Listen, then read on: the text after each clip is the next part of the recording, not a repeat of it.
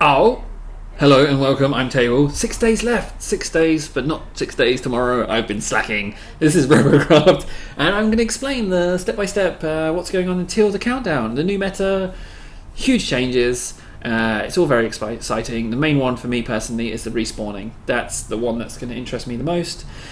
Although the other stuff is awesome as well. Okay, so massive mechanics, physics, and balance changes. This reveal today is epic. With the launch, we have also made many improvements to game mechanics, destruction models, physics, balancing, and so here goes. Heal rate. A huge change to the Nano disruptors healing. Every cube in the game will have, at the launch of the new meta, a heal rate value. This rate is a value that increases the health per second rate of your Nano or decreases it, depending on the type of cube you are healing. Armor, rotors, aerofoils, tank tracks will heal a massive 2 to 3 times faster, whereas electroplate armor will heal 2 to 3 times slower than before. Okay, so makes armor more relevant. Interesting. Plasma damage model. The plasma damage model has been reworked and new infamous anti-gunbrella reworked. The plasma blast now uses data that defines how much of the blast will pass through the chassis cubes underneath based on the shape of the object that the blast hits. So if your plasma hits a tank track, virtually 100% of all damage will be absorbed by the track and very little passed through the cubes underneath. Whereas if the plasma blast hits an SMG, more of the blast will pass through to the cubes underneath due to the shape of the weapon. Nice, because the gun's kind of small, so more of it will splash out. Okay, that makes sense. Resistivity. Another new damage modelling mechanic, rail cannons and Tesla blades are now the only weapons that conduct damage through functional cubes directly to the chassis that are connected to. Each cube and component in the game will now have a value called Resistivity, which will determine how much of the rail Tesla damage passes through the chassis. Electroplate, tank tracks and rotors will have a very high resistivity, i.e. low conductivity. That's awesome. That makes tank tracks armor that is effective against melee and rail. Okay. Whereas SMGs, wheels, and aerofoils, for example, will have a low resistivity, i.e. a high conductivity. Wait, is that a good thing or a bad thing? I'm not sure. It just means that the tank track will absorb most of the damage. Yeah, maybe not. Okay. This is yet another new damage modelling mechanic. It simply acts as a multiplier on your weapon's damage versus protein crystals. SMG and Nano will have 100% protonivity. Plasma have 230%. Needed this in test to allow plasma to destroy protonium effectively enough. And rail 130%. Tesla will have a 10%, so rushing the reactor with 500 Teslas on your bot will mostly just get you killed pretty quickly. Okay, I can get why they've done that. Armor. Firstly, all armor is having a flat 20% buff. Then, cube, inner, and prism and tetra shapes will have different armor values at 100, 97.5, 95, and 92.5. Oh, okay. Of the buffed armor value respectively. They also have different heal rates too, with tetras healing slightly faster than cubes, for example. Okay. With the inners being lighter than cubes, but less armor and a faster heal rate. The prisms and the tetras having less connections. You have a complex task ahead of you to engineer the perfect robot chassis. Okay, that's awesome. Progression.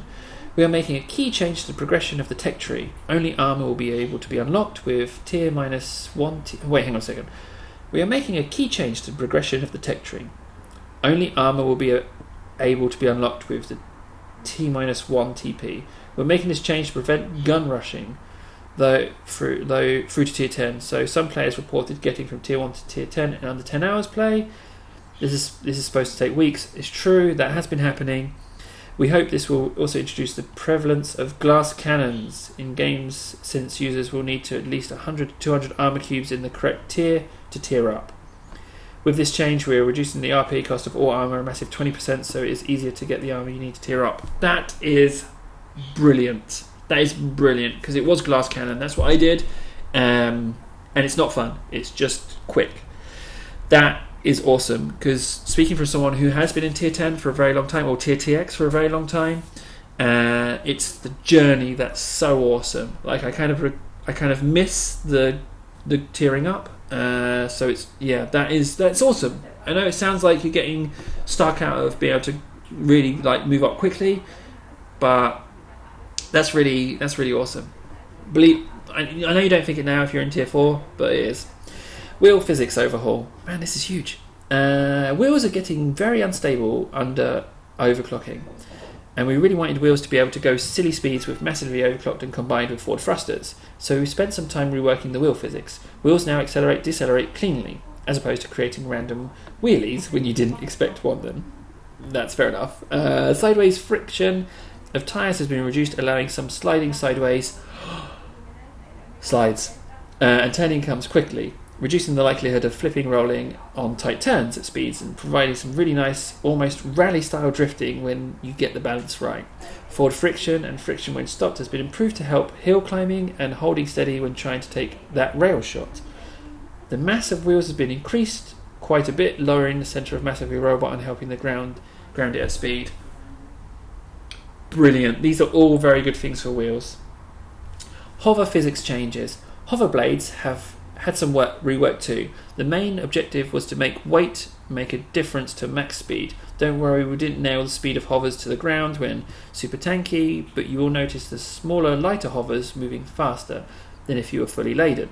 Assuming that you've got the same amount of forward thrusters, hovers will remain the fastest way to get around the ground in the vast majority of cases, assuming you can build hovers, that is.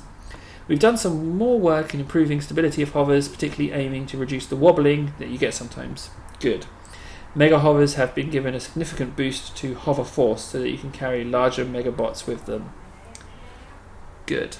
That's all good stuff. Overclocking and controlling speed. In general, all function cubes have had more of a link to the overclocker to determine their speed. Thrusters will make wheels, hovers, aerofoils, walker legs and rotors go faster, but only by so much. But adding thrusters and overclocking a robot to max level will get you going much faster than those who have not overclocked.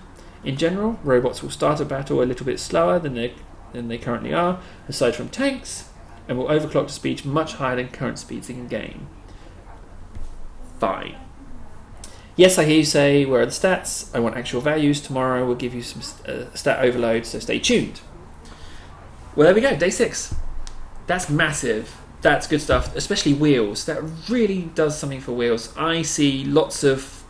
I have not really watched Fast and Furious, but like rally-style bots. Rally bots. So good. Okay, I've been table. I wonder how that changes thrust-assisted steering. You might not need it. Or with it, does it get really good? Who knows? Anyway, I've been table. Thanks so much for watching. That's day 6. I will see you again soon with another video. In the meantime, stay chum, and don't forget, most importantly of all,